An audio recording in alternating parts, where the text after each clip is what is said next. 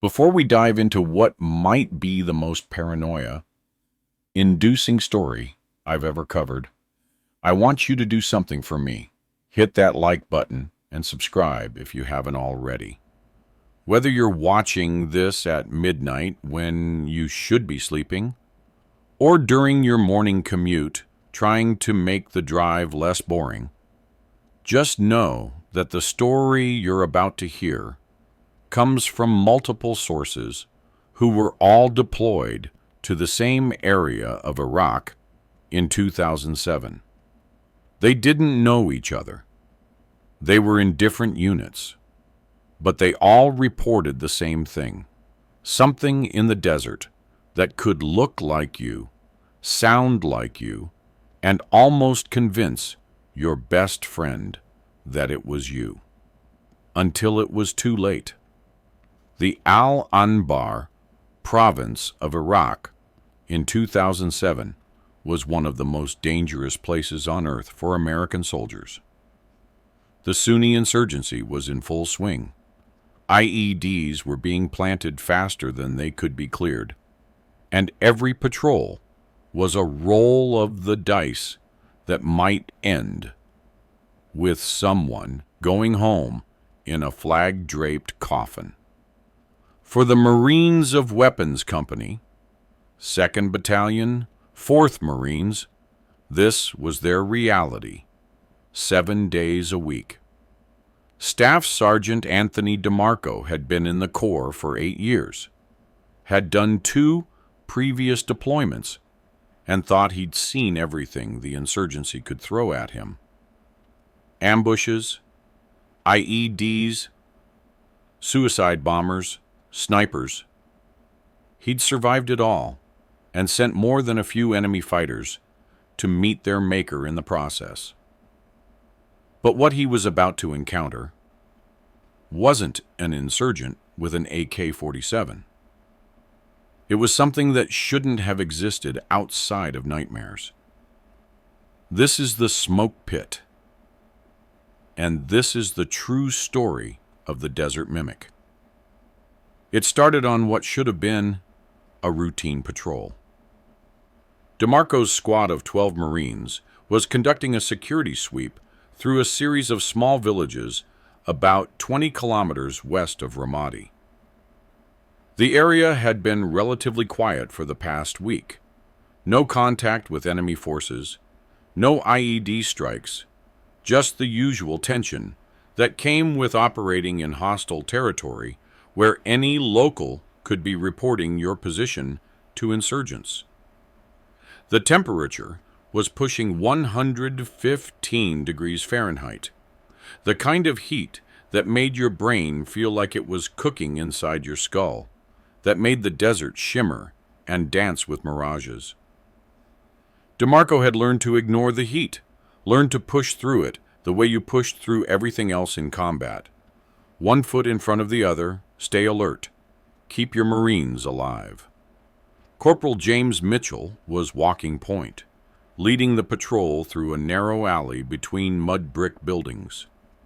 Behind him came Lance Corporal David Santos, then Private First Class Ahmad Hassan, the squad's interpreter, followed by the rest of the Marines in a staggered column. DeMarco was in the middle of the formation, where he could see both the front and rear elements of his squad. "Contact left!" Mitchell's voice cracked over the radio, and everyone instantly went into combat mode. Marines swung their rifles toward the left side of the alley, searching for targets. DeMarco moved forward quickly, reaching Mitchell's position. "What have you got?" Mitchell pointed to a doorway about 30 meters ahead.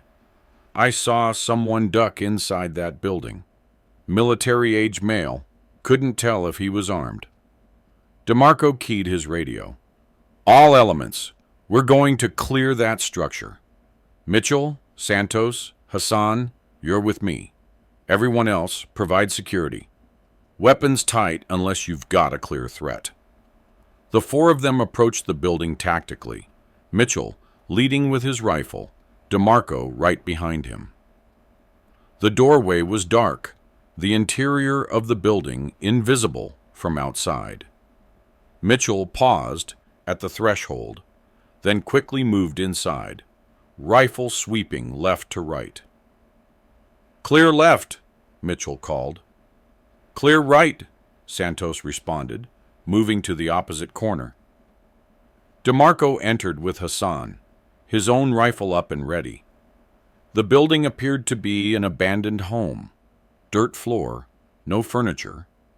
Holes in the walls where windows used to be. Bright sunlight streamed through the gaps, creating harsh shadows in the corners. "There's a back room," Mitchell said, gesturing toward a doorway deeper in the structure. They stacked up on the doorway, preparing to clear the next room. Mitchell went first, then Santos, then DeMarco. The back room was smaller, darker, with only one small window providing light. And it was empty. No military-age male, no weapons, no nothing. Just an empty room with dust and debris on the floor. "That's impossible," Mitchell said. "I saw someone come in here." "There's no other exit." He didn't just vanish. DeMarco checked the walls, looking for hidden doors or passages. Nothing. The building was solid mud brick. No way someone could have gone through the walls. And they'd cleared it fast enough that even if someone had tried to run out the back, they would have seen or heard them. "Maybe you saw Hodo," Santos suggested. "This hen plays tourism on your eyes." "I know what I saw," Mitchell insisted. "Someone was in here."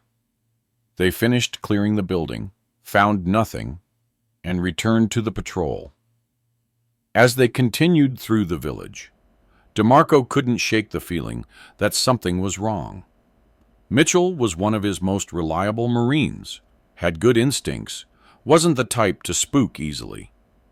If he said he saw someone, he probably did. But where had they gone? The patrol continued without incident for another hour. They were approaching the edge of the village, preparing to head back to base, when DeMarco heard it. A voice calling from behind a nearby building. "Staff Sergeant DeMarco! Over here!" DeMarco recognized the voice immediately. It was Mitchell. He keyed his radio. "Mitchell, where are you?" "Right behind you, Staff Sergeant." Mitchell's actual voice came through the radio. DeMarco turned and saw Mitchell standing 20 feet away, looking confused. "Did you just call my name?" DeMarco asked. "No, Staff Sergeant. I've been right here the whole time." But DeMarco had heard it clearly. Mitchell's voice, calling from behind the building. He moved toward the source of the sound, rifle up, several Marines following him. They rounded the corner and found nothing. Just an empty courtyard. No people. No movement. "This is getting weird," Santos said quietly. They returned to base without further incident, but DeMarco reported the strange occurrences to his company commander. The commander listened, made notes, but ultimately chalked it up to heat exhaustion and stress. These things happened in the desert. The mind played tricks. Nothing to worry about. But it happened again 2 days later. And this time, it was worse. DeMarco's squad was conducting a vehicle patrol, 3 Humvees moving through the desert along a known insurgent route. They'd been driving for about an hour when the lead vehicle reported a potential IED ahead, a suspicious pile of debris in the middle of the road. Standard procedure was to halt the convoy, dismount, and clear the area on foot. As the Marines dismounted and began establishing a security perimeter, DeMarco did a quick head count. 12 Marines, all accounted for. Good. They spread out, creating a defensive circle around the suspected IED, while the lead team moved forward to investigate. That's when DeMarco heard Santos's voice behind him. "Staff Sergeant, I found something over here. You need to see this." DeMarco turned and saw Santos waving at him from about 50 meters away, near a cluster of large rocks. That was odd. Santos should have been on the other side of the perimeter. DeMarco keyed his radio. "Santos, stay at your position. I'm coming to you." "Roger that, Staff Sergeant." Santos's voice came through the radio. But the figure by the rocks was still waving, still calling for him. DeMarco felt ice form in his gut, despite the 115-degree heat. He looked at his actual Marines, did a quick count. 12. All accounted for. But there was a 13th figure by the rocks, wearing Marine utilities, moving like a Marine, looking exactly like Santos from this distance. "Everyone on the net," DeMarco said into his radio, keeping his voice calm. "Sound off with your position, starting with Mitchell." One by one, his Marines reported in. Mitchell was at the lead vehicle. Santos was on the southern perimeter. Hassan was with the IED team. Every single Marine was accounted for. But the figure by the rocks was still there, still waving, still calling in Santos's voice. "Staff Sergeant, what's wrong?" the real Santos asked over the radio. "Nobody move from your positions," DeMarco ordered. "And everyone watch that cluster of rocks at bearing 270. Tell me what you see." There was a pause. Then Mitchell's voice came back. "Staff Sergeant, I'm seeing Santos over there. But Santos is right next to me. What the hell is going on?" Other Marines chimed in, confusion and alarm evident in their voices. Everyone could see it. A perfect duplicate of Santos, standing by the rocks, waving them over. And as they watched, it started walking toward them. DeMarco raised his rifle, aiming at the approaching figure. "This is Staff Sergeant DeMarco. Identify yourself." The figure stopped, and then it smiled. Not a normal smile, but something wrong. Something stretched, too wide, showing too many teeth. It raised its hand and waved again, mimicking Santos's gesture perfectly. And when it spoke, it was still in Santos's voice. "Come on, Staff Sergeant. Don't you recognize me?" "Open fire," DeMarco ordered. 12 rifles opened up simultaneously, pouring rounds into the figure. DeMarco saw the bullets hit, saw fabric and flesh tear, saw the thing stagger backward. But it didn't fall. It didn't scream. It just stood there, absorbing the gunfire, that terrible smile still plastered across its face. And then it changed. Right before their eyes, it stopped being Santos. The features shifted, flowed like water, and suddenly it looked like Mitchell. Then Hassan. Then DeMarco himself. It cycled through faces, through bodies, showing them each of their own squad members, all while bullets continued to slam into it. "Cease fire," DeMarco shouted. They were wasting ammunition, and something told him that bullets weren't going to stop this thing anyway. The figure, now wearing DeMarco's own face, tilted its head at an unnatural angle. When it spoke, it used DeMarco's voice. "You can't kill me. I'm already dead. We're all already dead." Then it turned and ran. Not a normal run, but something too fast, too smooth, like a film played at the wrong speed. It covered the distance to the rocks in seconds, far faster than any human could move, and vanished behind them. When the Marines swept the area moments later, they found nothing. No body, no blood, no brass from their own rounds, just empty desert. Back at base, DeMarco filed a detailed report of the incident. 12 Marines had witnessed it. 12 Marines had fired on it. This couldn't be explained away as heat exhaustion or stress. Something was out there in the desert. Something that could look like them, sound like them, and apparently couldn't be killed by conventional weapons. The company commander took it more seriously this time.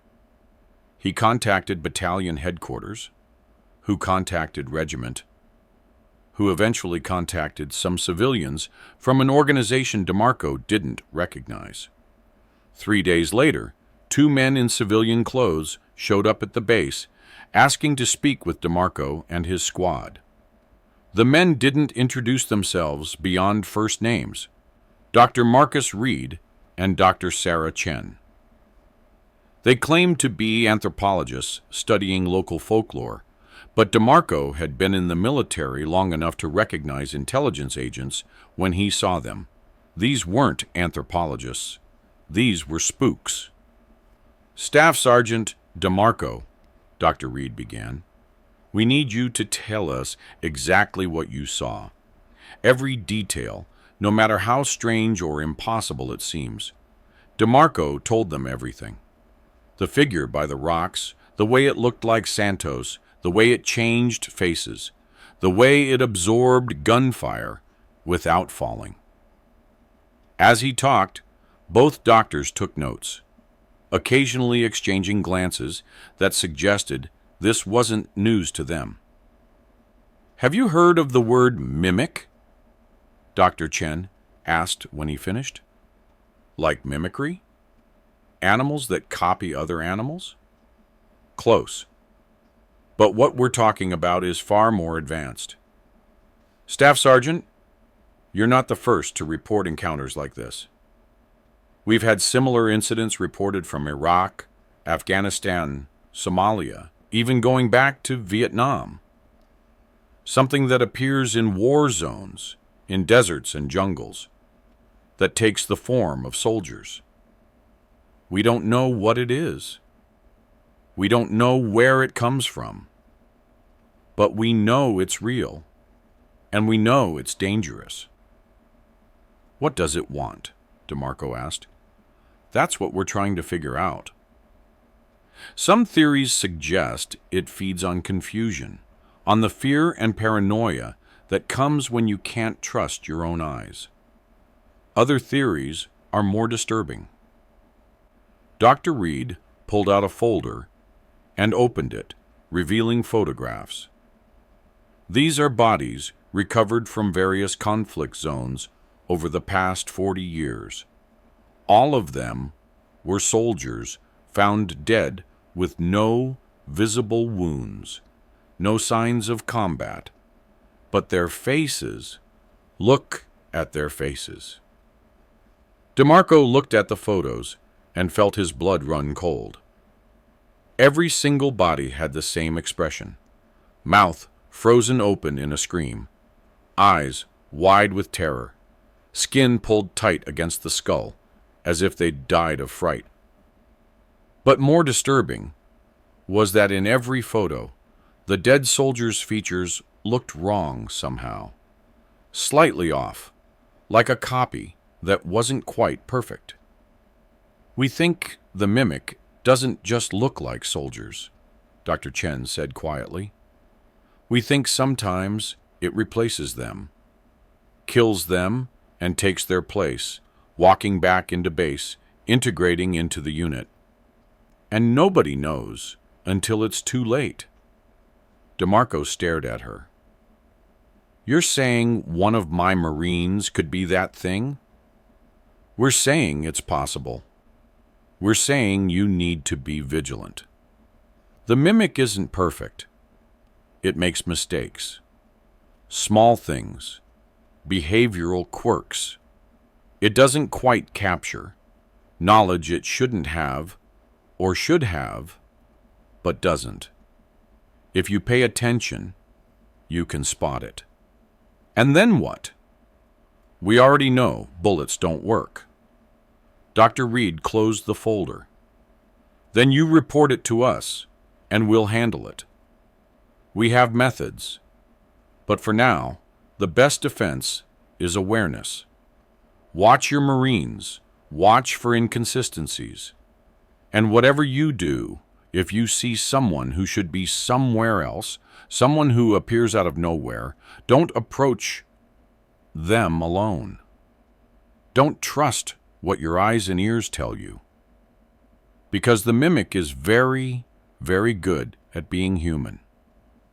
Right up until the moment it decides to stop pretending. The doctors left after that conversation, leaving DeMarco with more questions than answers, and a growing sense of paranoia that he couldn't shake. He gathered his squad and briefed them on what the doctors had said, leaving out the more disturbing parts about replacement. The Marines took it about as well as could be expected, with dark humor and nervous jokes that masked genuine fear.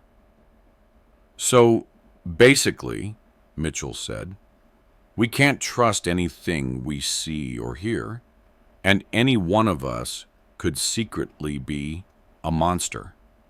Great. Just great. Stay alert, stay together, and we'll be fine, DeMarco told them, trying to sound more confident than he felt. But that night, lying in his bunk, DeMarco couldn't sleep. He kept thinking about those photographs, about the faces that looked almost but not quite right. He thought about his Marines, men he'd trained with, fought beside, trusted with his life. Could the mimic really be that good? Could it really replace someone and fool an entire squad? He was about to find out.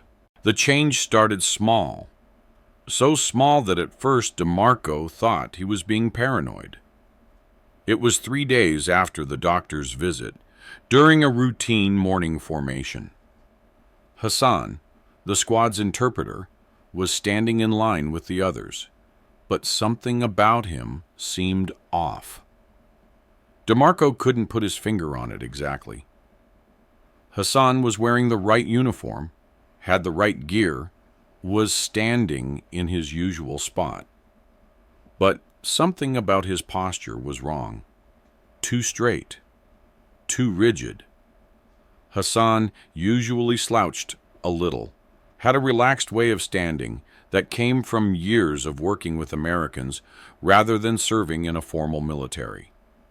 But today, he stood like a Marine at attention, even though this was just an informal morning brief. "Hassan," DeMarco called out, "you feeling okay?" Hassan turned to look at him, and his movements were smooth, fluid, perfectly controlled. Again, wrong. Hassan usually moved with a slight limp from an old injury.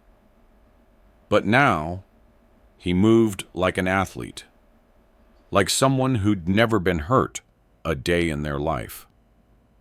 "I am well, Staff Sergeant," Hassan replied. His English was perfect. Too perfect. Hassan normally had an accent, occasionally struggled with certain phrases, but this sentence came out crisp and clear, like a news anchor. DeMarco felt his heart rate increase. He looked at Mitchell, caught his eye, and saw his own concern reflected back. Mitchell, had noticed it too. "Hassan, what's the name of your daughter?" DeMarco asked. It was a test. Hassan talked about his daughter constantly, showed everyone pictures, told stories about her getting into trouble at school. It was one of the things that made him human, that reminded the Marines he wasn't just an interpreter, but a father, trying to make money to support his family. Hassan's expression didn't change. "I do not have a daughter, Staff Sergeant." The entire formation went silent. Every Marine knew Hassan had a daughter. They'd all seen the photos, all heard the stories. And now Hassan was claiming he didn't have one? "Hassan, are you sure about that?" DeMarco kept his voice calm, non-threatening, but his hand drifted toward his sidearm. Hassan tilted his head slightly, studying DeMarco the way a scientist might study an interesting specimen. "Why would I have a daughter? I am not married." "Get away from him," DeMarco said quietly, to the Marines nearest Hassan. They moved, creating a circle of space around the interpreter. Hassan watched them move but made no attempt to run or defend himself. He just stood there, that neutral expression on his face, waiting. "Hassan, I need you to tell me something only the real Hassan would know," DeMarco said. "Tell me about the time we were ambushed in Fallujah, about what you did that day." The thing wearing Hassan's face was quiet for a moment, as if searching through memories it didn't have. Then it smiled, and the smile was wrong, stretched too wide, showing teeth that seemed sharper than they should be.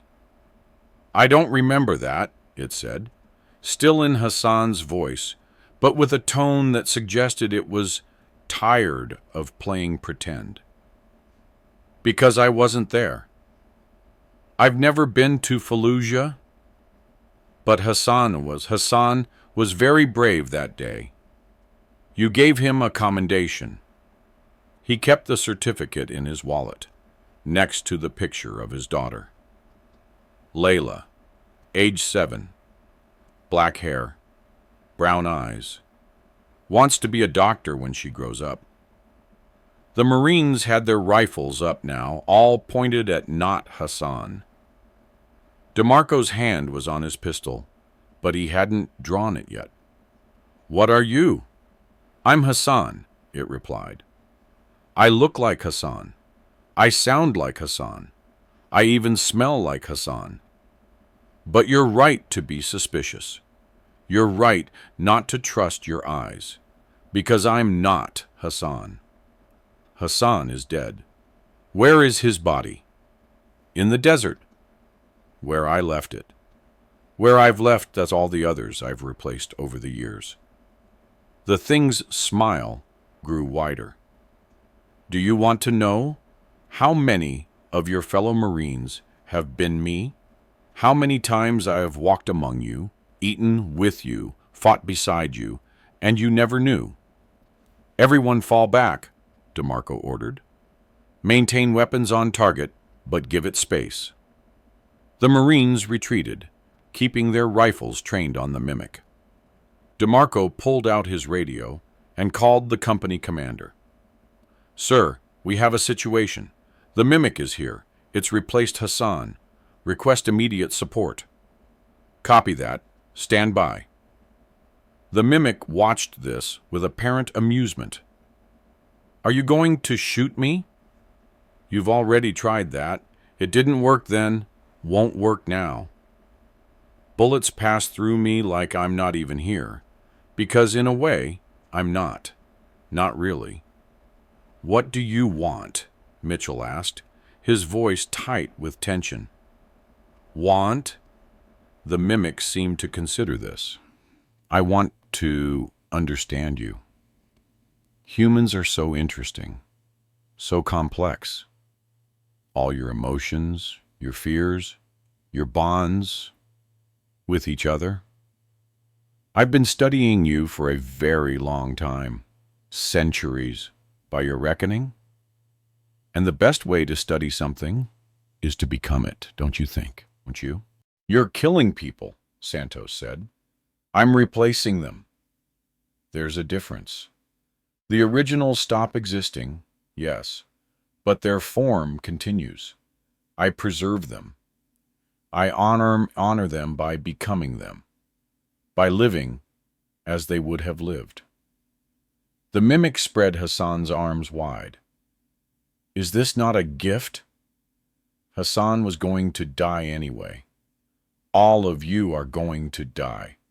The mortality rate for humans is 100%. At least this way, part of Hassan lives on. Through me. That's insane, DeMarco said. Is it? Or is it just a different way of seeing death? You humans put so much importance on the individual, on the self. But what is the self except a collection of memories, behaviors, physical characteristics? I can replicate all of that perfectly. The only difference is the consciousness behind it. And who's to say that consciousness matters? Because it does, Mitchell said. Because Hassan wasn't just his memories and his face. He was a person. He had thoughts and feelings that were his own. You can copy everything about him, except the thing that actually mattered. The mimic was quiet for a moment, and for the first time, DeMarco saw something that might have been genuine emotion cross its face. Sadness? Loneliness? You're right, it said softly. I can copy everything, except the thing that makes you human. No matter how perfect my imitation, I'm still just an echo, a shadow of the real thing. And I'll never be anything more than that. Vehicles were approaching, multiple Humvees racing toward their position. The doctors had arrived, along with what looked like a specialized containment team. Men in hazmat suits carrying equipment DeMarco didn't recognize. The mimic heard them coming. It looked at DeMarco, and for just a moment, he saw Hassan in those eyes. The real Hassan, or at least the mimic's memory of him. I'm going to leave now. I'd rather not be studied by your scientists. They're not very gentle with things they don't understand. We can't let you go, DeMarco said, though he had no idea how he'd stop it. You can't stop me, but I'll make you a deal. I'll leave your squad alone. No more replacements. No more mimicry. You've figured out how to spot me, how to test for me, and that makes you useless to my research anyway. I'll find a new group of humans to study, ones who don't know what to look for. We'll warn everyone, every unit in theater. You won't be able to hide. The mimic smiled again, but this time it was sad. You can try. But there are so many soldiers, so many units, so many people who look and sound like each other. How will you know which ones are real? How will you trust anyone ever again? That's the real gift I give, Staff Sergeant. Not death. Paranoia. The knowledge that anyone could be me. Even people you trust. Even people you love. And then it ran. Not toward the desert this time, but toward the Marines. It moved so fast it was almost a blur, weaving between the Marines before they could even think to fire. DeMarco saw it change as it ran, shifting through faces, through bodies, becoming Mitchell, then Santos, then himself. It reached the perimeter of Marines, and for a moment DeMarco thought it would attack, thought it would kill them all. But it didn't. It just kept running, out into the desert, faster than any human could move, until it was just a shimmer in the heat haze, and then nothing at all. Gone. The containment team arrived moments later, setting up equipment, taking readings, asking questions. Dr. Reid and Dr. Chen examined the spot where the mimic had been standing, collected samples, made notes. But DeMarco barely paid attention to any of it. He was thinking about Hassan. The real Hassan. The man who'd worked with them for 6 months, who'd saved their lives more than once with his quick translations and cultural knowledge, who'd shown them pictures of his daughter and talked about his dreams for her future.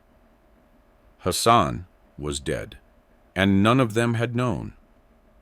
The mimic had replaced him so perfectly that they'd accepted it without question. For how long? Days? Weeks? How many conversations had they had with the mimic, thinking it was their friend? How many times had they trusted it with their lives? "Staff Sergeant," Dr. Reid approached him. "We need to know everything. When did you first notice something was wrong with Hassan?" "This morning. His posture was different. His way of speaking. And before that? Any other signs?" DeMarco thought back, going through his memories of the past few weeks. Had there been other signs? Small inconsistencies he'd dismissed or not noticed? I don't know. Hassan has been acting normal, or what I thought was normal. How long has it been him? We'll need to do a thorough investigation. Review patrol logs, radio communications, anything that might give us a timeline. But Staff Sergeant, I need you to understand something. This is going to be hard. You're going to start questioning everything. Every interaction you've had, every memory you have of Hassan from the past few weeks or months. You're going to wonder which moments were real and which were the mimic. That's natural, but don't let it consume you. Easy for you to say. You're not the one who was walking around with a monster for a squad mate. Dr. Chen joined them. We found something. There are tracks leading into the desert, going back several kilometers. We're going to follow them, see if we can find Hassan's locale. Would you like to come? DeMarco nodded. He owed Hassan that much, owed him the dignity of a proper burial, even if it was weeks too late. They took 2 Humvees and followed the tracks for about an hour, driving deeper into the desert than any patrol normally went. The tracks led to a small ravine, barely visible from the road, hidden behind a rock formation. And there, at the bottom of the ravine, they found them, bodies. Not just Hassan, but dozens of them. All wearing military uniforms from various countries and time periods. American, British, Russian, Iraqi. Some of the bodies were recent, still recognizable. Others were old, decades old, mummified by the desert heat. All of them had the same expression. Terror, frozen on their faces, mouths open in silent screams. "Jesus Christ," Mitchell whispered. He'd insisted on coming along, and now DeMarco wished he'd ordered him to stay behind. No one should have to see this. Dr. Reid was taking photographs, documenting everything with a clinical detachment that DeMarco found disturbing. The mimic keeps them, like trophies, or maybe like reference material, study subjects it can return to, refresh its memory of how they looked and moved. They found Hassan near the back of the ravine, placed almost reverently among the other bodies. He'd been dead for at least 2 weeks, DeMarco estimated. 2 weeks of the mimic walking around in Hassan's skin, talking with Hassan's voice, fooling everyone. The real Hassan's wallet was still in his pocket. DeMarco took it out, found the picture of Layla, the 7-year-old daughter who'd just lost her father and didn't even know it yet. "We'll make sure she's taken care of," Dr. Chen said quietly. "There are funds for this kind of thing. Families of interpreters killed in action. She'll get support, get an education, get everything Hassan wanted for her." It wasn't enough. Nothing could be enough. But it was something. They recovered Hassan's body, along with several others that could be identified. The rest, the older ones, the ones from conflicts long past, were documented but left in place. The ravine was marked as a classified site, off limits to all military personnel. Dr. Reid said they'd be conducting ongoing research, trying to understand the mimic, trying to figure out how to stop it.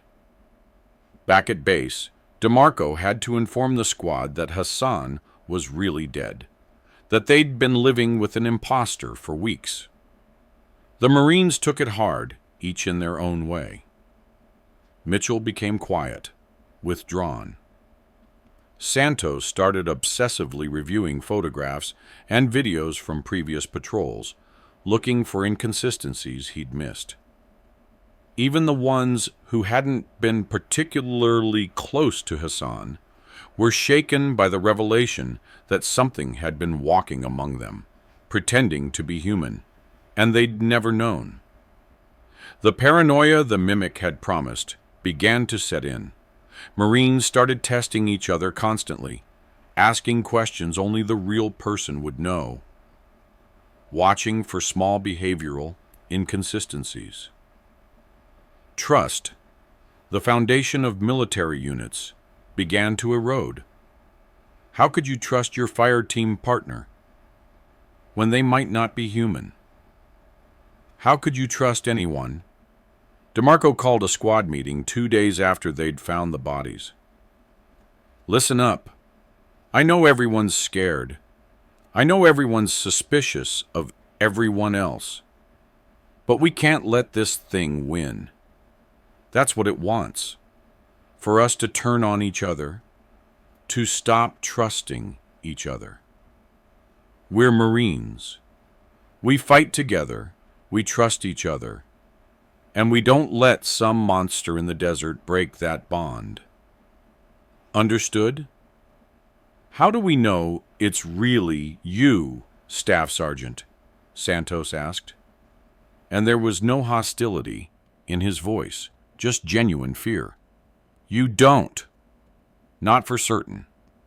But you know me well enough to know that even if I was the mimic, I'd still tell you to stay together and watch each other's backs, because that's what keeps Marines alive. So whether I'm real or not, the advice is the same. Trust, but verify. Watch for signs. And if you see something that doesn't add up, you report it immediately." It wasn't a perfect solution, but it was the best they had. The mimic had promised to leave them alone, but DeMarco didn't believe it for a second. Creatures like that didn't make deals and keep them. They lied, they manipulated, they did whatever it took to get what they wanted. And what it wanted, according to Dr. Reid, was to study humans. to understand them, to perfect its mimicry until it was indistinguishable from the real thing. That meant it would be back. Maybe not tomorrow, maybe not next week, but eventually it would return to DeMarco's squad because they were a known quantity. They'd interacted with it, survived it, and that made them valuable research subjects. DeMarco was proven right 2 weeks later. The squad was conducting a night patrol through a village that had been flagged for possible insurgent activity. Standard stuff: knock on doors, talk to locals, search for weapons caches. The kind of mission they'd done 100 times before. They moved through the darkened streets with night vision goggles, communicating through hand signals and whispered radio calls. Mitchell was on point again, with Santos behind him. DeMarco was in his usual position in the middle of the formation, where he could maintain command and control. They'd been patrolling for about an hour when Mitchell called a halt. "Staff Sergeant, we've got a problem." DeMarco moved forward. "What is it?" Mitchell pointed ahead. Standing in the middle of the street, illuminated by the green glow of their night vision, was a Marine. Full combat gear, rifle at the ready, standing perfectly still. And as DeMarco watched, he realized with growing horror that he recognized the figure. It was Private First Class Kyle Johnson, a member of their squad who should have been back at the rear of the formation. DeMarco keyed his radio. "Johnson, what's your position?" "I'm right behind you, Staff Sergeant." Johnson's voice came through clear. DeMarco looked back and saw Johnson standing in his proper place, confused about why he was being asked, which meant the figure ahead was the mimic. "Everyone weapons on target, but do not fire," DeMarco ordered. "That's not Johnson. That's our friend from the desert." The mimic Johnson smiled and waved. In the green hue of night vision, the gesture looked particularly disturbing. "Hello again, Staff Sergeant. Did you miss me? You said you'd leave us alone." "I lied. Humans lie all the time. I thought that was something you'd understand." The mimic started walking toward them, casual and relaxed, as if it were just another Marine coming back from a patrol.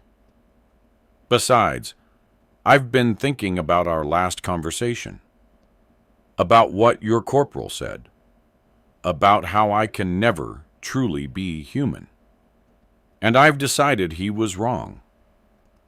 "Stay back," DeMarco warned, his rifle up. The mimic ignored him, continuing to advance. "I've been practicing, studying. I've replaced 17 more soldiers since we last met. Different units, different nationalities, different personalities. Each time, I get better. I learn more about what makes you human. The little quirks, the unconscious behaviors, the emotional responses. I'm getting very good at being human, Staff Sergeant. Soon, I'll be perfect, indistinguishable. And then I won't need to hide in the desert anymore. I can walk among you freely, forever." "Why?" Mitchell asked. "Why do you want to be human so badly?" The mimic stopped about 20 feet away, tilting its head in that unnatural way it had. "Because I'm lonely. I'm the only one of my kind. I've been alone for so long, I don't even remember when it started. Centuries, millennia, maybe longer. And humans, despite all your flaws, Despite all the ways you hurt each other, you're never truly alone. You have each other. You have bonds, connections, relationships. I want that. I want to be part of something instead of always being apart from everything. For a moment, DeMarco almost felt sorry for it. Almost. Then he remembered Hassan's body in the ravine, remembered all the other bodies, all the lives this thing had stolen in its quest to not be alone. "You're going about it the wrong way," DeMarco said. "You can't become human by killing humans. That's not how it works." "Then how does it work?" "Tell me, Staff Sergeant. Teach me. Help me become what you are." "I can't. Because the thing that makes us human, the thing you can never copy, is the capacity to care about others more than yourself, to sacrifice for people you care about, to choose to do the right thing even when it costs you. You've killed 17 people in the past 2 weeks. That's not what humans do. That's what monsters do." The mimic was quiet for a long moment. Then it laughed, and the sound was chilling in Johnson's voice. "You're wrong about that. Humans kill each other all the time. You're literally in the middle of a war zone right now. How many people have you killed, Staff Sergeant? How many insurgents have you shot? How many homes have you raided? How many fathers and brothers and sons have you taken away from their families? And you do it all believing you're the good guys. At least I'm honest about what I am. There's a difference between war and murder. Is there? Or is that just something you tell yourself so you can sleep at night?" DeMarco didn't have a good answer for that. The mimic's smile widened, sensing it had scored a point. "Let me ask you something, Staff Sergeant. Of all the Marines in your squad, how many do you think are real? How many do you think are me? 1, 2, maybe more?" DeMarco felt ice in his gut. "You're bluffing." "Am I?" Your corporal asked a very good question earlier. "How do you know I'm really you? How does anyone know anyone is really who they claim to be? I could have replaced any one of you at any time. Could have replaced all of you. Could have replaced you, Staff Sergeant DeMarco. And you'd never know, because you can't see yourself the way others see you. You'd be dead, and I'd be walking around in your skin, giving orders, leading patrols, and nobody would ever know the difference." Santos spoke up. "Bullshit. We'd know. We'd figure it out like we did with Hassan." "Would you? You only figured out Hassan because I let you, because I was tired of pretending to be him. But what if I didn't get tired? What if I committed fully to the role? How long could I fool you? Weeks? Months? Years? Why are you here?" DeMarco demanded. "What do you want?" "I want to make you an offer. A trade. One of you for the knowledge you have. Everything the doctors told you about me. Everything you've learned about how to detect me. Give me that information. And I'll leave your squad alone. For real this time. I'll never replace any of you. Never mimic any of you. Never come near you again. You can have your precious trust back.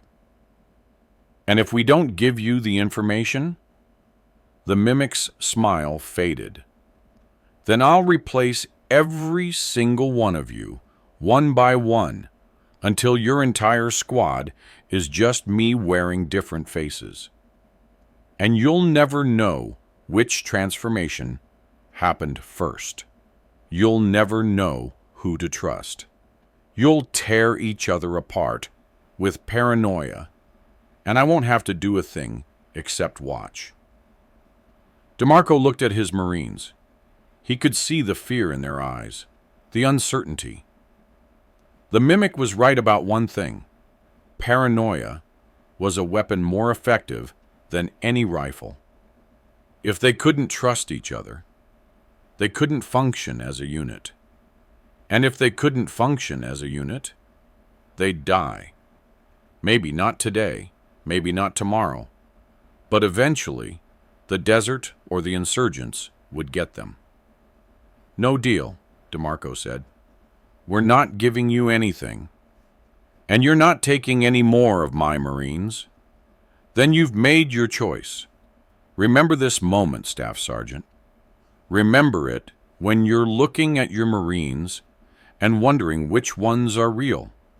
Remember it when you're asking yourself if you're real. I'll be seeing you very soon. The mimic turned and walked away, still wearing Johnson's face, and despite every instinct screaming at him to stop it, DeMarco let it go.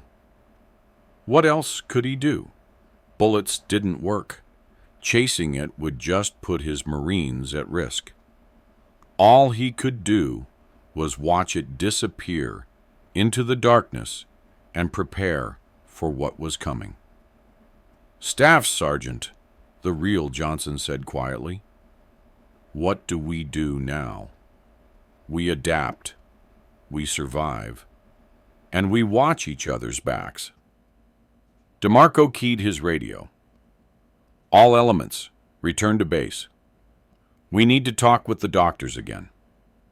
Back at base, DeMarco immediately contacted Dr. Reid and Dr. Chen. They arrived within the hour, looking concerned even before he told them what had happened. It's escalating, Dr. Chen said after hearing the report. The mimic is becoming more aggressive, more confident. That's not a good sign. Why?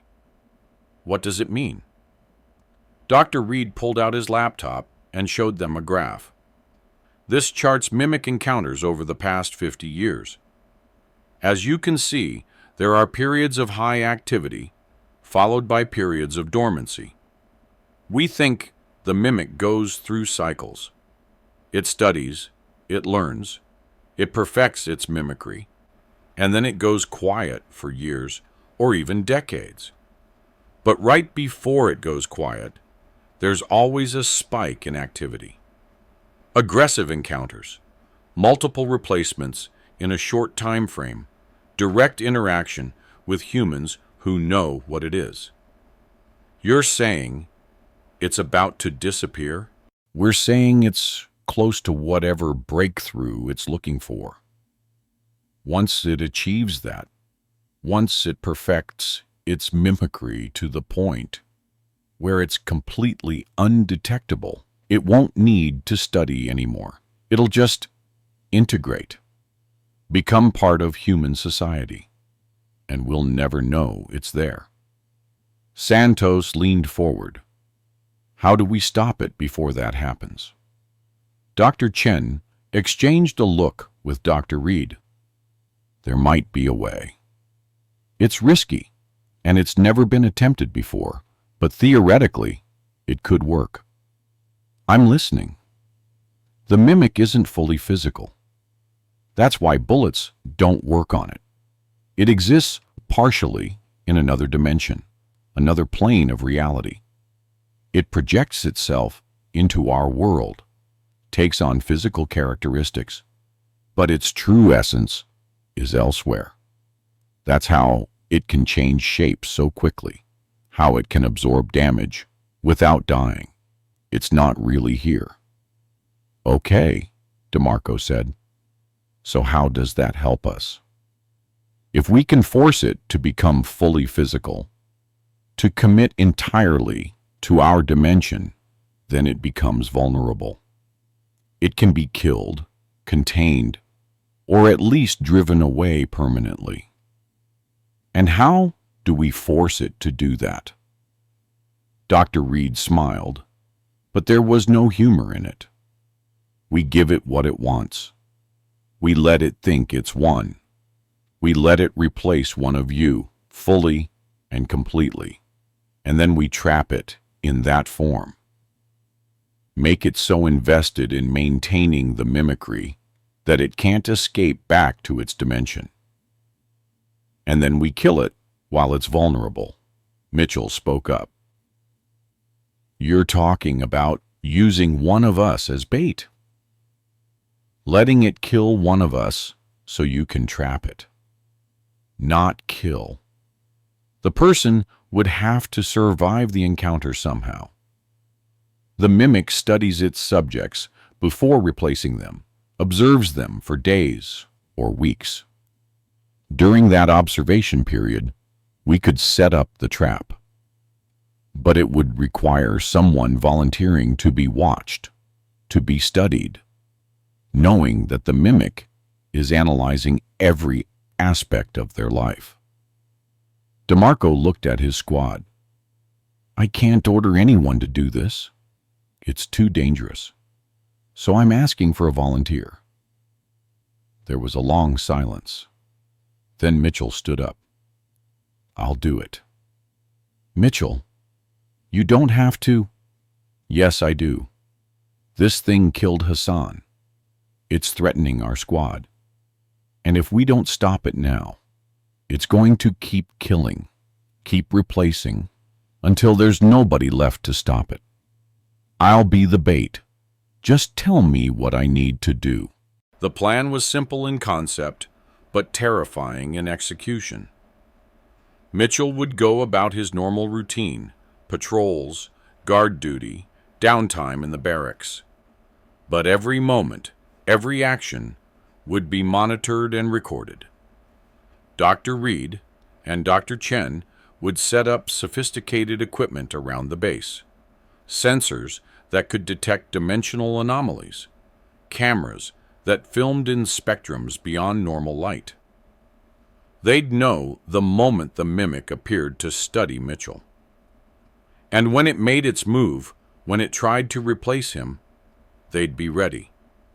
What nobody wanted to talk about was what happened if they weren't ready.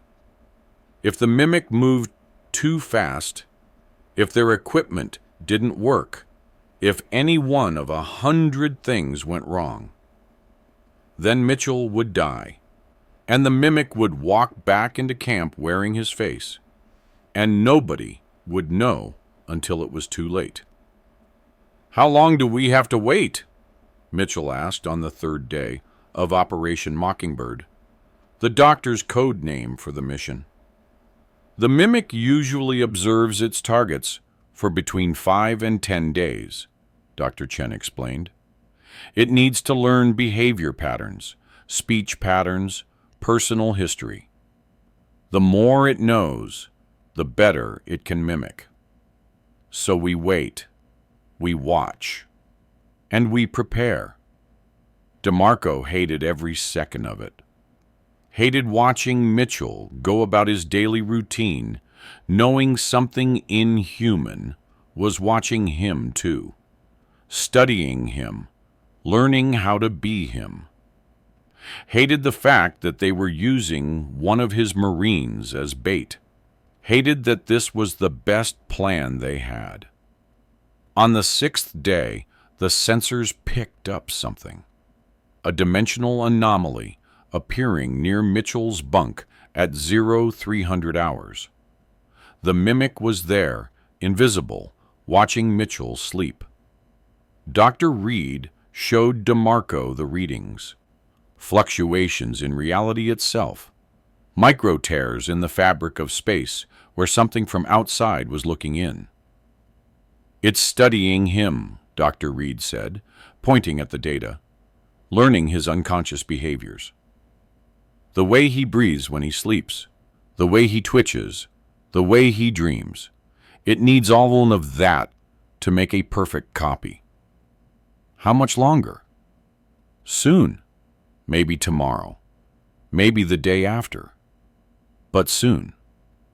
The trap was ready. The moderners had set up a device they called a dimensional anchor, a machine that looked like something out of science fiction. A ring of electromagnetic coils surrounding a central chamber. Once activated, it would force anything within the chamber to become fully physical, to exist entirely in this dimension with no escape route back to wherever the mimic came from. Once it's trapped, you'll have approximately 60 seconds to kill it, Dr. Chen explained. After that, it'll find a way to escape. It's incredibly intelligent, incredibly adaptive. 60 seconds. That's your window. And how do we kill it? The old-fashioned way. Massive trauma to its physical form. Grenades would be ideal, explosives. Enough damage that it can't maintain cohesion. On the 8th day, Mitchell was on patrol. It was supposed to be a routine sweep through a relatively safe area, just a show of force to remind the locals that American forces were still present. DeMarco had insisted on coming along, against the doctor's advice. If something happened, if the mimic made its move, he wanted to be there. They were about 2 kilometers from base when Mitchell suddenly stopped. "Staff Sergeant, I'm hearing something." "What kind of something?" "Voices. Multiple people talking. But we're the only ones out here." DeMarco keyed his radio. "Dr. Reid, are you getting this?" "Affirmative. Dimensional readings are spiking. It's close. Very close." "Mitchell, stay with the squad. Everyone, weapons up, eyes on Mitchell at all times." But even as DeMarco gave the order, he knew something was wrong. Mitchell was acting strange, his movements too precise, his responses too quick. And then DeMarco saw it. Mitchell's shadow. In the harsh Iraqi sun, every Marine had a shadow. But Mitchell's shadow was wrong. It moved a fraction of a second behind him, like a video with audio slightly out of sync. "That's not Mitchell," DeMarco said quietly. "Everyone get back." The thing wearing Mitchell's face turned to look at him, and its eyes were wrong. Too bright. Too aware. Like there was something vast and ancient looking out through those human eyes. "You're perceptive, Staff Sergeant. Most people don't notice the shadow. That's usually what gives me away. The shadow never quite syncs up properly. Where's the real Mitchell?" "Right here." The mimic gestured to itself. "I'm Mitchell now. I have all his memories, all his skills, all his mannerisms. I am a perfect copy. The only difference is the original is dead, and I'm alive. Or as alive as something like me can be." DeMarco felt rage boiling up inside him. "You killed him." "I replaced him." There's a difference. Mitchell isn't gone. He's right here, preserved in me. Every joke he ever made, every memory he ever had, every person he ever loved, it's all still here. I am him, just better, improved, perfected. You're nothing like him. You're a monster wearing his face. The mimic smiled. And it was Mitchell's smile, perfect in every detail except for the complete absence of warmth in the eyes. "Then kill me. Shoot me. Try to destroy me like you tried before. See what happens." DeMarco didn't hesitate. He raised his rifle and fired. Center mass, 3-round burst. The bullets struck the mimic and passed through, leaving small holes that immediately closed up, the flesh flowing like water to seal the wounds. The mimic laughed in Mitchell's voice. Did you really think it would be that easy? Now, DeMarco shouted into his radio. 3 things happened simultaneously. First, a Humvee that had been hidden behind a nearby building roared to life and charged toward the mimic. Second, Santos and Johnson emerged from concealment with a cargo net, the kind used for securing equipment. Third, Dr. Reid activated the dimensional anchor. The mimic realized too late it was a trap. It tried to run, tried to phase out of this dimension, but the anchor held it in place. For the first time since DeMarco had encountered it, the mimic showed something like fear. It thrashed. It fought. But the Marines tackled it, wrestled it to the ground, wrapped it in the cargo net. "Get it in the chamber," Dr. Chen was shouting. "We only have a few minutes before it adapts." They dragged the mimic to the back of the Humvee, where the dimensional anchor's central chamber had been set up. The creature was screaming now, not in Mitchell's voice, but in something else, something that sounded like 1,000 voices overlapping. Human and inhuman, male and female, young and old, all the people it had replaced over the centuries, all crying out at once. They shoved it into the chamber. Dr. Reid sealed the door and cranked the power to maximum. The electromagnetic coils began to glow, energy crackling between them. Inside the chamber, the mimic was changing, losing cohesion, its form flickering between Mitchell and Hassan and Johnson and dozens of other faces DeMarco didn't recognize. "It's working." Dr. Chen was monitoring readings on her tablet. "It's becoming fully physical. No dimensional anchor point. It's completely here now." "How long do we have?" DeMarco asked. 60 seconds. Starting now." DeMarco pulled a fragmentation grenade from his vest. Then another. He looked at his remaining Marines, Santos, Johnson, and several others whose names he'd learned to trust over the past months. "Everyone take cover. When I throw these, there was going to be a lot of shrapnel." They moved back to a safe distance. DeMarco looked at the mimic through the chamber's small window. It had stopped changing, had settled into a form that wasn't quite Mitchell, wasn't quite Hassan, wasn't quite anything human. It was something else now, something closer to its true nature. And it was looking at him with an expression that might have been sadness or might have been rage. "I'm sorry," DeMarco said, though he wasn't sure why he was apologizing to the thing that had killed his friend. "But you can't keep doing this. You can't keep taking people, keep replacing them, keep trying to be something you're not."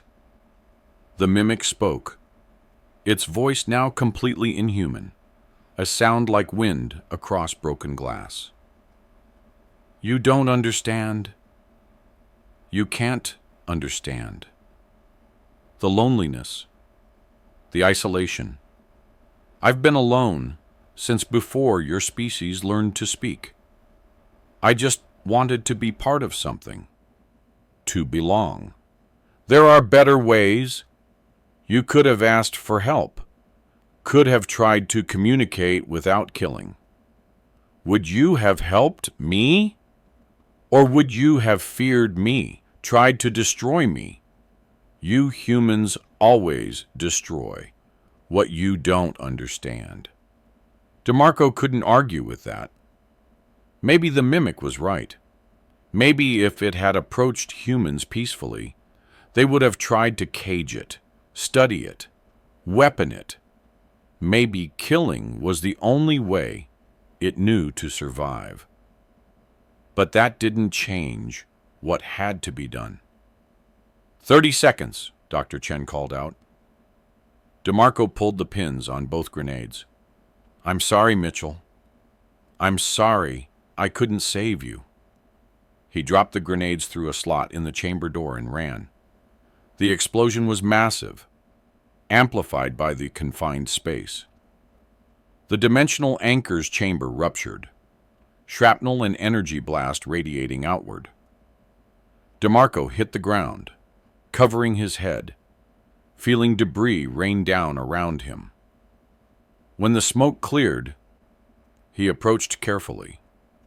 The chamber was destroyed, twisted metal and scorched earth.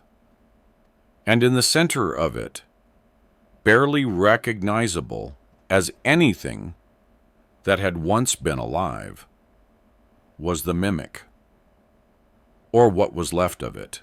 Dr. Reid ran over with sensors. It's dead. Fully dead. No dimensional signature. No residual energy. Whatever it was, it's gone now. DeMarco looked on the remains and felt nothing. No satisfaction, no relief, just a hollow emptiness where his friend used to be. Mitchell was gone. The real Mitchell, the one who'd saved DeMarco's life in Fallujah, who'd volunteered to be bait, even knowing it might kill him. That Mitchell was dead in the desert somewhere, and they'd never recover his body, because the mimic had probably already destroyed it. Staff Sergeant, Santos approached quietly. Did we do the right thing? I don't know, DeMarco admitted. Maybe the mimic was telling the truth. Maybe it really was just lonely, just trying to find a way to belong. But it was killing people to do it. And we couldn't let that continue. They returned to base in silence. Dr. Reid and Dr. Chen collected what remained of the mimic for study, though DeMarco doubted they'd learn much from the charred fragments. Some mysteries were meant to stay mysterious. That night, DeMarco wrote 2 letters. One to Mitchell's family, explaining that their son had died a hero, that he'd volunteered for a dangerous mission that saved countless lives. It was true in its way. The other letter was to Hassan's daughter, Layla.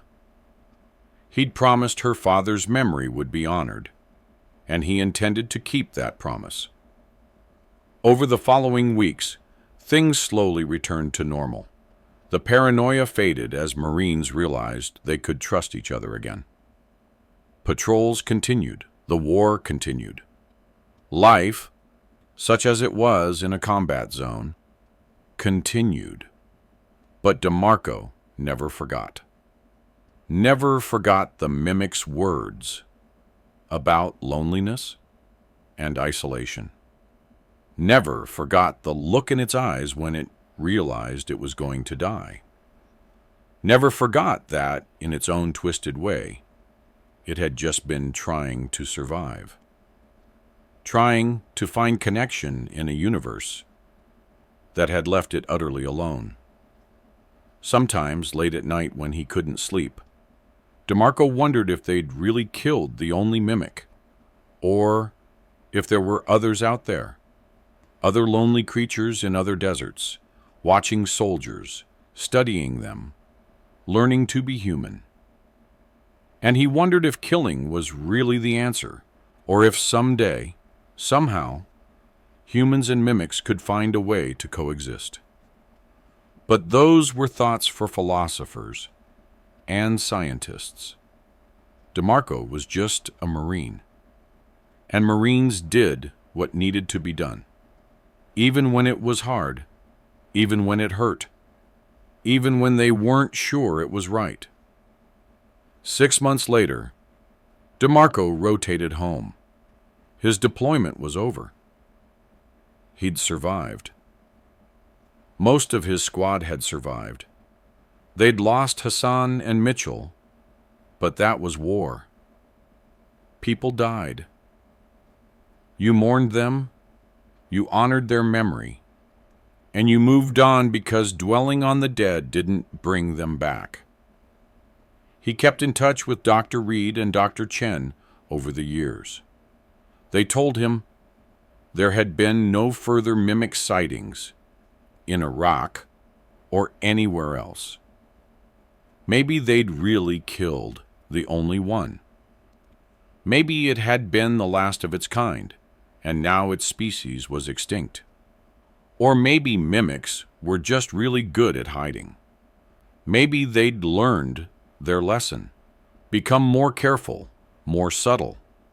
Maybe some of them had finally perfected their mimicry and were walking among humans right now, indistinguishable from the real thing. DeMarco tried not to think about that, tried not to wonder if people he knew, people he trusted, might not be who they appeared to be. That way lay madness and paranoia. But every once in a while, he'd see someone's shadow move just a fraction of a second too slow. Or he'd hear someone speak in a voice that was almost, but not quite right. And he'd remember Mitchell and Hassan and all the others. He'd remember what the mimic had said about studying humans, about learning to be perfect. And he'd wonder, if you made it this far, thank you for watching.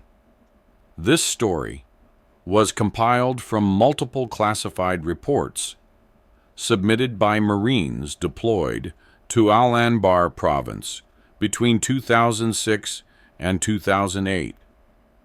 The names have been changed, some details have been altered to protect identities, but the core events happened. Something was out there in the Iraqi desert, something that could look like you and sound like you, something that dozens of soldiers encountered and barely survived. The U.S. military officially denies any knowledge of such phenomena. The reports have been classified or dismissed as combat stress. But the soldiers who were there know what they saw. They know what they fought. And they know that some threat can't be defeated with rifles and grenades. If you enjoyed this story, please hit that like button and subscribe for more real military encounters with the unexplained. Share this video with someone who appreciates these kinds of stories. And if you have your own encounter to report, leave it in the comments below. Until next time, watch your shadows. Make sure they're moving in sync with you. And if you see someone who looks just a little too perfect, who seems just a little too aware of everything around them, maybe keep your distance. Maybe ask them questions only the real person would know. Because somewhere out there, in some desert or jungle or mountain range, something might be watching, learning, waiting to become you. This has been The Smoke Pit. Stay vigilant.